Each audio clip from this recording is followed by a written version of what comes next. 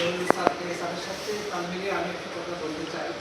Sir যেহেতু আমাদেরকে আমন্ত্রণ জানাচ্ছে, আমরা প্রতিদিন আমাদের দলিত বাচ্চাদেরকে মানে সুদৃষ্টি রাখার জন্য বিভিন্ন অনুরোধ আমাদের প্রতিবন্ধী বিশ্ব এবং পুনর্বাসন কেন্দ্র থেকে এবং যারা সহযোগিতা করতেছে উনিও কন্টিনিউ করেন, যারা সরকারি বিভিন্ন অফিস আদালত আছে তাদের সাথে আপনারা লেয়াজু করেন, তারা যদি ইনশাআল্লাহ আমাদের দিকে একটু সুদৃষ্টি রাখে আমাদের বাচ্চাগুলোর আগ্রহ অনুভূতি আরো দূরে এগিয়ে যাবে। ওই বাচ্চাগুলো ইনশাআল্লাহ সুস্থ হয়ে বিভিন্ন দপ্তরে যাবে। ধন্যবাদ জানাই এই আজকে সকল ব্যক্তিগত সময় দেওয়ার জন্য। সময় যেহেতু অল্প, পরীক্ষার মৌসুম কথা বলা যায় না, আমি সবাইকে কথা বলার থেকে বিরত রাখতেছি এবং আমি আমাদের আজকের যিনি চিফ গেস্ট উনি হচ্ছেন আমাদের প্রতিষ্ঠানের শুরু লগ্ন থেকে শুরু ছিল, যখন আমাদের চেয়ারম্যান সাহেব সহ 5 জনকে নিয়ে প্রতিষ্ঠানটাকে দাঁড় করা হাঁটিয়াটি সামনা করে অনেকদিন আমাদের মাঝে না আসলেও খুব খবর রাখতেন।